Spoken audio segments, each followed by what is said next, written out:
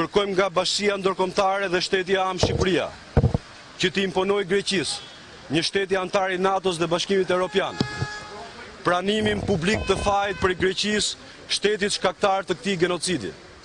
Dëmë shpërblime për familjarët e viktimeve të pafajshme të këtij genocidi.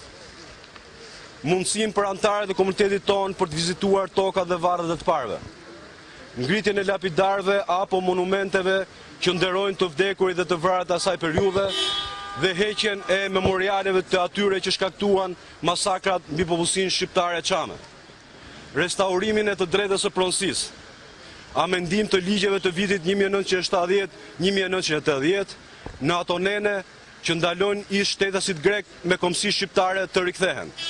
Këto nene bie në kundërshtim me Konventën Evropiane të Drejtave të Njerëzit dhe Kartës Universale të Drejtave të Njerëzit që ndalojnë çdo lloj diskriminimi mbi bazën e kombësisë. Realizimin e të drejtës së rikthimit në tokat e tyre.